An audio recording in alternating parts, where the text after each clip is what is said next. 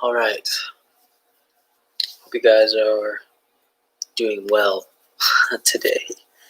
I guess this live is just kind of like this I had just kind of like this sporadic thought that I wanted to share. It has to do with Ibn Arabi and how he views God. Um, I think the traditional notion, right? I think all Abrahamic faiths have this notion that when God says something, right, be and it is, then it is, right? But I think what's really interesting here is how Ibn Arabi, if you think about it, right, Ibn Arabi uses this analogy of someone talking to himself about himself.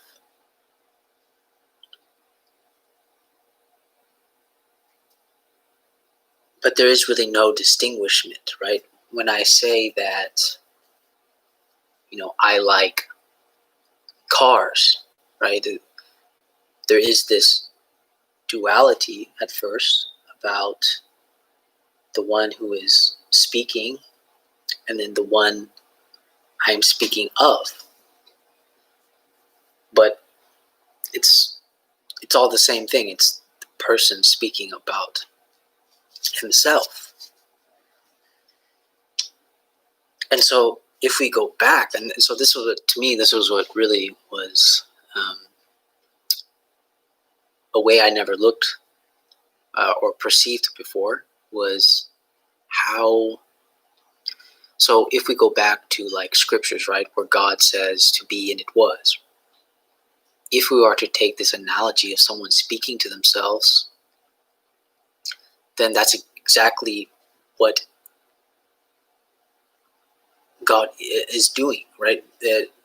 Looking at creation, looking at even our own being, would in essence just be God's being, because God is experiencing himself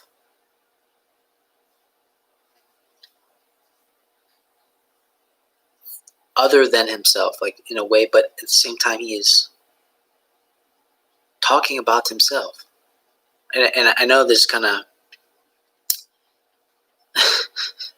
I'm pretty sure some people are going to be like, this is all contradictory, but that the problem the reason why we have a problem wrapping our mind about this is because we always think of opposites. And so we always suppose opposites.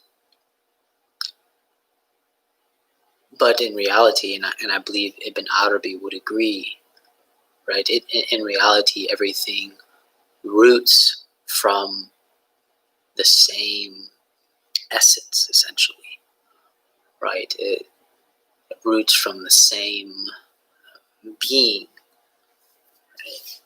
So, it just made me think how,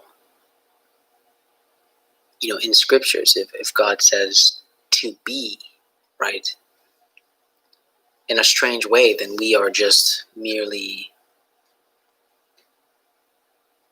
like, the world itself is just merely the way God is experiencing himself, really.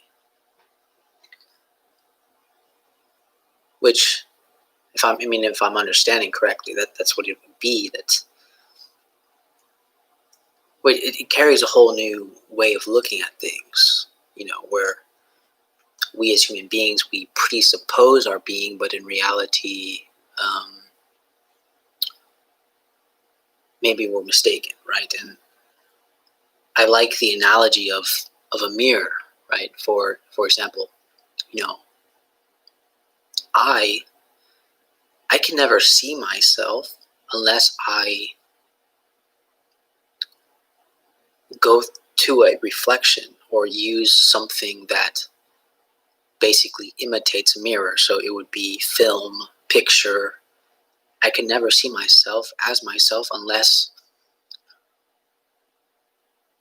I go through some type of reflection, right? That involves light. So in essence, my own eyes never perceive my own being, which if I compare this to God, right, who in Islamic theology, right, God cannot be seen, right, but yet God sees. The eyes cannot perceive God, but yet God perceives the eyes.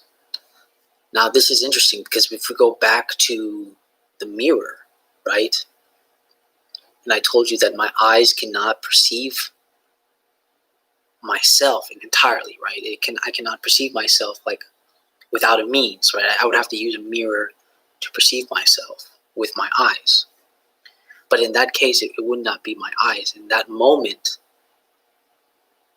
in the moment of the reflection of the mirror, I perceive my own eyes, right? I see myself as I am, in a sense. And this is sort of, and I guess this is how Ibn Arabi makes the case for that in reality, we are all, our being is really God's being, right? And for people that still think that we are this other, it's just a failure to know your own being, which would be God's being. And so I just thought that was I guess it's just a very interesting case to explain, to talk about here. And I always like the analogy of the mirror because it's, it's pretty much true. I can only ever see my own eyes. I can only perceive my own eyes through a reflection of something other, right? So I would say in essence we are, right, creation, human beings, they are just a reflection, right? Not even existence itself, right? The only thing that exists for Ibn Arabi would just be God, right? Everything else would be a mere transfiguration, a mere reflection of his own attributes, his own modes of being, so to speak. And I thought that's sort of mind-blowing for people that have never encountered this mode of thinking, or at least mode of viewing life. And if you think about the question that always is constantly asked, if God is real, then why can't I see him? I think we would have the same question for ourselves if it weren't for the fact that we can actually see a mirror, right? But a mirror itself is just a representation, right? It allows us to see a representation of ourselves, and even in philosophy, people have doubted our own very existence, right? Sort of like this imagination, so to speak, or a dream. But maybe even that has some weight too, if you think about it, right? Because if God is the one that says to be and it is, then we are his just creative imagination put into actuality. It doesn't mean that we're not real. It just means that we don't necessarily exist in a kind of permanent sense. We kind of just exist. We're real in the sense of his creative imagination, right? And I think that's probably the best way to put it. We're real in the sense of his creative imagination, right? It's God experiencing himself other than himself, which I think the mirror is probably the best way to kind of hold that as a other than himself, right? It's a way to experience yourself other than yourself. And I guess holding a mirror to your face is probably the best. It really is like the best example to unravel this.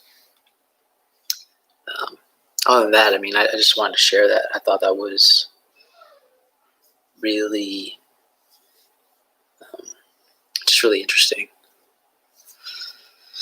All right. So, as Muslims say, peace upon you all.